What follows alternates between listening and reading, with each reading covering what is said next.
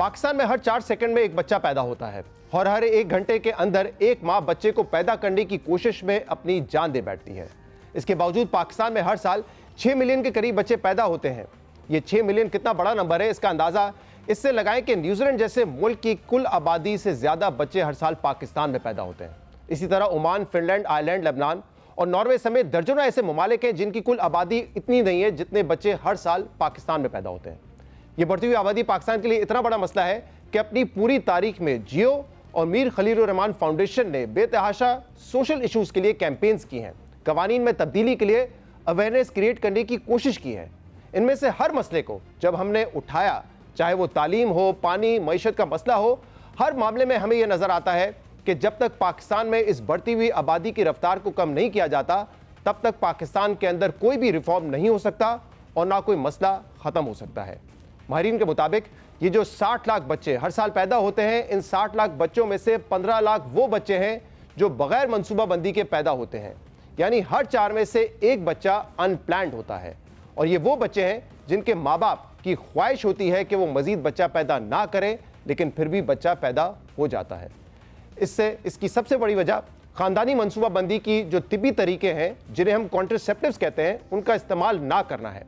मुख्तलिफ तहकीकात के मुताबिक पाकिस्तान में तकरीबन 35% शादीशुदा जोड़े कॉन्ट्रासेप्टिव्स का इस्तेमाल करते हैं, जो इस खित्ते के दीगर ममालिक के मुकाबले में बहुत कम है। अगर सिर्फ कॉन्ट्रासेप्टिव्स का इस्तेमाल 35% से बढ़ाकर 98% कर दिया जाए तो सिर्फ इसके नतीजे में आबादी बढ़ने की रफ्तार में 25% की कमी वाक़ई हो सकती है। यानी अगर अभी आबादी बढ़ने की रफ्तार तकरीबन 2.5% है तो सिर्फ कॉन्ट्रासेप्टिव्स के ज़्यादा इस्तेमाल से आबादी बढ़ने की रफ्तार 2% से भी कम हो जाएगी और सिर्फ इस इक़दाम के नतीजे में 2 से 3 साल के अंदर इसके नताइज आना शुरू हो सकते हैं।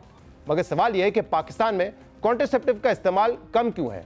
जब हमने इस बारे में तफसीली रिसर्च की तो ये मालूम हुआ कि इसके पीछे 3 बड़ी वजूहात हैं। पहली वजह यह है कि बाज़ लोग ये समझते हैं कि कॉन्ट्रासेप्टिव्स के इस्तेमाल की इस्लाम इजाज़त नहीं देता।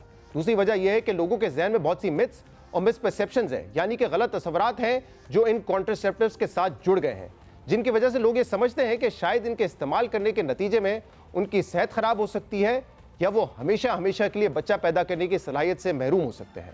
तीसरी वजह मुआशी है, क्योंकि पाकिस्तान में कॉन्ट्रासेप्टिव्स बनाए नहीं जाते, ये दरामद किए जाते हैं और इसके बावजूद कि हुकूमत हर सतह पर ये मानती है कि बढ़ती हुई आबादी पाकिस्तान का सबसे बड़ा मसला है, लेकिन फिर भी कॉन्ट्रासेप्टिव्स पर टैक्सेस ख़त्म नहीं किए जाते। इसी से जुड़ा एक और मसला कॉन्ट्रासेप्टिव्स की दस्तयाबी का है, यानी कि कम कीमत पर ईजीली अवेलेबल होना। और बहुत सारी एनजीओज़ और हुकूमत इस पर काम करने की कोशिश कर रही है, लेकिन इसकी दस्तयाबी अभी तक एक बहुत बड़ा चैलेंज है। इन्हीं सब मौज़ूआत पर हम आज की खसूसी ग्रेट डिबेट वक्फा में तफसील से बात करेंगे, क्योंकि वक्फे की अहमियत को समझना ज़रूरी है। यही इस कैंपेन का मकसद है कि आप बच्चे इस तवाज़ुन के साथ पैदा करें जिसकी इजाज़त आपको आपकी सेहत और वसाइल देते हैं, क्योंकि किसी शख्स को ये बताना कि वो 1, 2 या 3 बच्चे पैदा करे ये गलत है। इसलिए लोग अपने लिहाज से खुद ये फैसला करें, लेकिन जितने भी बच्चे वो पैदा करें इसके अंदर मुनासिब वक्फा ज़रूर दें। वक्फे के नतीजे में माँ को सेहतमंद होने का वक्त मिलता है। मेडिकल साइंस हमें ये बताती है कि माँ के लिए बच्चों की पैदाइश में जितना कम वक्त होगा उतना ज़्यादा उसकी ज़िंदगी को ख़तरा होगा। यानी वक्फा सेहत है, वक्फा ज़िंदगी है, और सिर्फ माँ के लिए नहीं बल्कि बच्चे की सेहत के लिए भी बहुत ज़रूरी है। अगर बच्चा वक्फे के बगैर पैदा होगा तो वो बच्चा भी कमज़ोर होगा, क्योंकि बच्चे की सेहतमंद परवरिश और नशोनुमा के लिए ज़रूरी है कि माँ बच्चे को 2 से 2.5 साल तक अपना दूध पिलाए। इसीलिए हम कहते हैं कि वक्फा सेहत और ज़िंदगी है, जबकि वक्फा ना देना या कॉन्ट्रासेप्टिव का इस्तेमाल ना करना बीमारी और ज़िंदगी के लिए ख़तरा बन सकता है, जिसकी कीमत पूरी फैमिली को उठाना पड़ती है। क्योंकि वक्फे के बगैर बच्चों की पैदाइश माँ और बच्चे दोनों की सेहत के लिए ख़तरा है, और इससे होने वाली बीमारियाँ ज़हनी अज़ियत के साथ साथ माली बोझ की वजह भी बन सकते हैं। जबकि मुनासिब वक्फे से जो बच्चा पैदा होगा उस बच्चे की तालीम और तरबियत के लिए माँ और बाप को वक्त मिलेगा। वो बच्चा तालीम हासिल करके ज़िंदगी में आगे बढ़ सकेगा, एक प्रोडक्टिव इंसान बन सकेगा और अपनी फैमिली की इकनॉमिक ग्रोथ में कंट्रीब्यूट कर सकेगा। तो वक्फा सेहत और बेहतर ज़िंदगी के साथ साथ खुशहाली भी है, माशी खुशहाली है, और यही वक्फे का वो कॉन्सेप्ट है जिसे समझाना हमारी इस कैंपेन का एक मकसद है।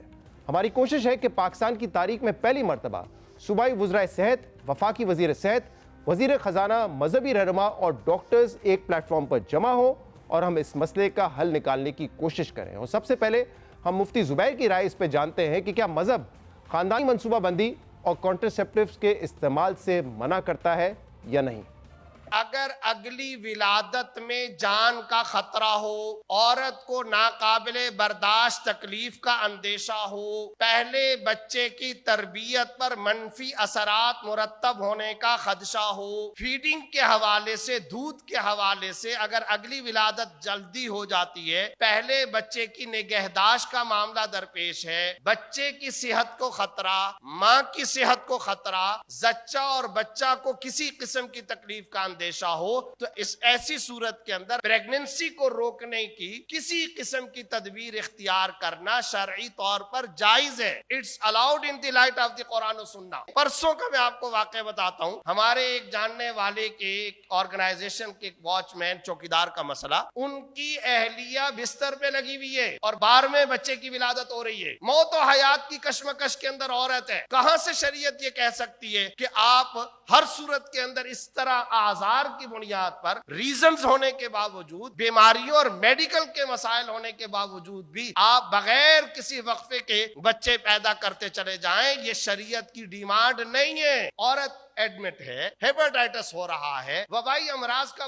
زچہ شکار ہو رہی ہیں، اس کے باوجود بچے پیدا کریں گے. وقفہ کرنے کی کوئی بات کرے تو کہتے ہیں یہ انگریز کی سازش ہے، یہ کافروں کی سازش ہے، یہ یہودیوں کا معاملہ. ایسا کچھ بھی نہیں ہے. تولید کی صلاحیت مرد یا عورت سے بالکل یا ختم کر دینا، اس کی اجازت نہیں ہے. وقفہ کرنے کی اجازت ہے. منع حمل کی عارضی تدابیر، کنڈوم کے ذریعے، انجیکشن کے ذریعے، ٹیبلٹ کے ذریعے، کوئی بھی راستہ اگر عارضی تدبیر کے طور پر اختیار کیا جائے، شرعی طور پر اس کی اجازت ہے، وہ الاؤڈ ہے. اس کے علاوہ پچھلے سال اسلامی نظریاتی کونسل اور پاپولیشن کونسل کے مشاورتی اجلاس کے بعد مختلف مکاتب فقہ کے جید علماء کرام نے ایک اعلامیہ جاری کیا، جس میں یہ کہا گیا کہ بچوں کی پیدائش میں مناسب وقفہ بچوں کی صحت کے تناظر میں والدین کا فرض ہے، اور اگر جان کو خطرات سمیت دیگر مشکلات ہوں تو کانٹرسیپٹیوز کا استعمال اور مناسب وقفہ شرعاً جائز ہے.